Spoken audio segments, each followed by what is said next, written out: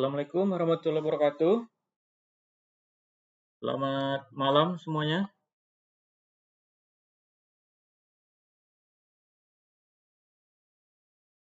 Selamat berbuka bagi yang melaksanakan ibadah puasa di bulan Ramadan ya. Mohon diaktifkan videonya ya. Baik, kita masuk ke materi selanjutnya ya.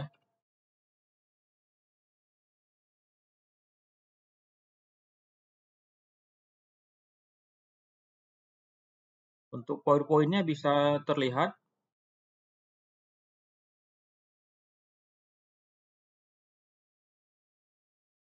Oke. Nah, kita masuk pada topiknya tentang smart grid ya, sistem tenaga listrik. Mungkin kalian sudah pernah mendengar ya terkait smart grid ya. Jadi smart grid ini adalah dengan meningkatnya ya kebutuhan listrik serta energi terbarukan, ini menjadi suatu tantangan bagi pembangkit listrik serta juga sistem dan distribusi listriknya ya, dari sistem transmisi dan distribusi listrik. Nah, jadi jaringan listrik di Indonesia ya, ini masih tergolong jaringan listrik yang tradisional ya. Ini ditandai dengan aliran listrik yang masih searah ya, dan kemudian pembangkit listrik yang masih tersentralisasi ya. Nah, ini dia gambar ya, skema jaringan listrik tradisional ya. Ini gambarnya, kita masih menggunakan jaringan listrik yang masih sifatnya tradisional ya. Ini ada dari sisi transmisi, kemudian di sini ada dari sisi pembangkit ya, power infrastruktur ya. Ini masih pada jaringan listrik yang secara tradisional. Nah, kemudian dengan jaringan listrik yang masih bersifat tradisional ini melahirkan ya urgensi kita untuk mengembangkan suatu jaringan listrik yang lebih baik ya. Nah, jaringan listrik yang telah dimodernisasi namanya ini adalah dengan jaringan listrik pintar atau smart grid ya. Jadi smart grid ini merupakan jaringan listrik yang terintegrasi dengan teknologi informasi dan telekomunikasi yang memungkinkan adanya komunikasi dua arah antara produsen dan konsumen listrik ya.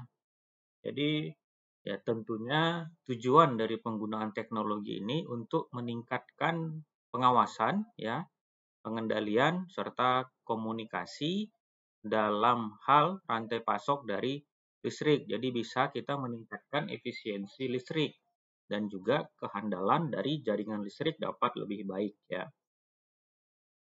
Ini dia skema smart grid ya.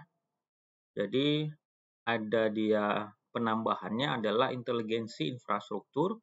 Kemudian yang di atasnya itu tadi electrical infrastruktur itu adalah masih yang electrical infrastrukturnya, kemudian ditambah dengan inteligensi infrastrukturnya, maka menghasilkan teknologi smart grid ya.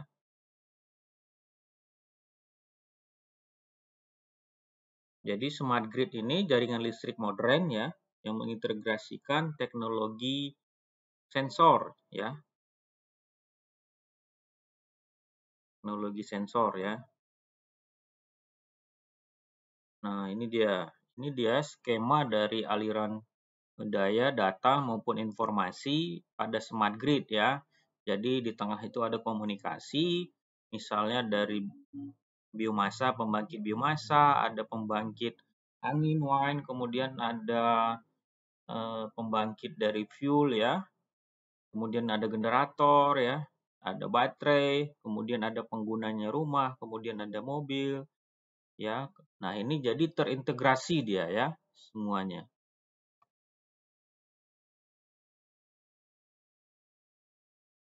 Teknologi smart grid ya merupakan jaringan listrik pintar ya yang dapat menggabungkan jaringan listrik dan teknologi komunikasi digital cerdas dia jadinya ya.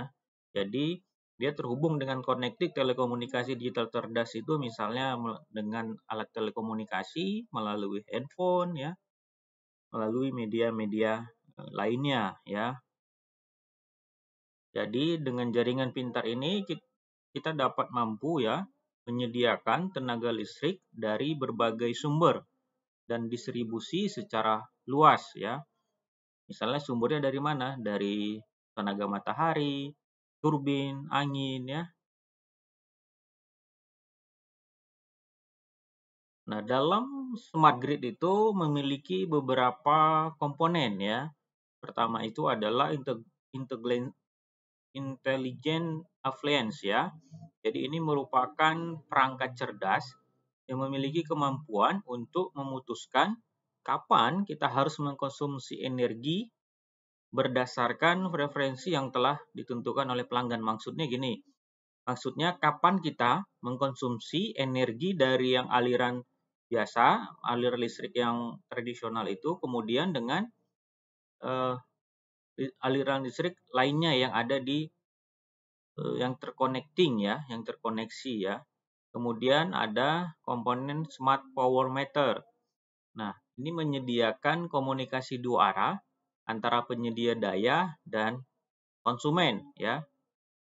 Jadi fungsinya untuk mengotomatiskan pengumpulan data penagihan ya dan lain-lain. Kemudian smart substation. Nah, di sini sebagai gardu pemantauan dan kontrol data operasional ya, yang kritis maupun yang tidak kritis ya, misalnya seperti kinerja faktor daya, keamanan, status transformator ya.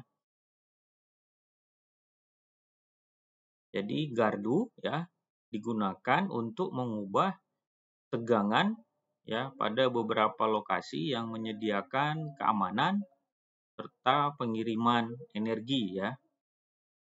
Kemudian ada komponennya superconducting cable. Nah, ini digunakan untuk menyediakan transmisi daya jarak jauh. Ya. Kemudian ada komunikasi terintegrasi. Ini komunikasi terintegrasi ini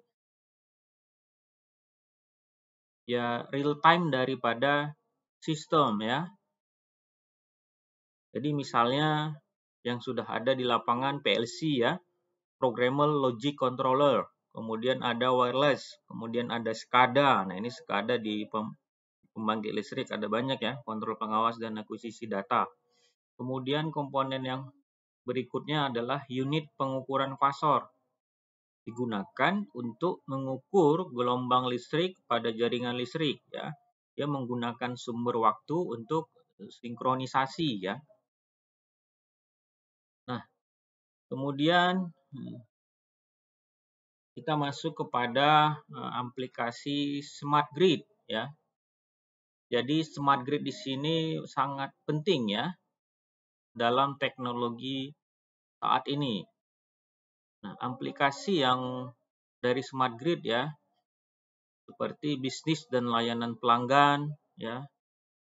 Kemudian ada pengisian daya cerdas ya, pembangkit dan penyimpanan terdistribusi, optimalisasi grid, permintaan respon, infrastruktur pengukuran lanjutan. Nah, jadi aplikasi smart grid ini kedepannya sangat diminati ya karena dengan beberapa kelebihan-kelebihannya untuk kehandalan dari sistem ketenaga listrikan kita ya. Misalnya ini dapat kita contohkan ya aplikasi smart grid ya, yaitu IoT, Internet of Things ya dalam smart grid. Misalnya pembacaan meter energi listrik berbasis IoT melalui internet. Nah, tujuannya untuk apa ini? Untuk kita dapat mengembangkan pembacaan meter energi berbasis IoT ya. Dengan kita menampilkan unit dan dikonsumsi, biaya yang dikonsumsi melalui internet ya dalam format bagan dan pengukuran. Nah, di sini kita bagaimana mengambil pengukur energi digital ya. Sinyalnya LED berkedip dihubungkan dengan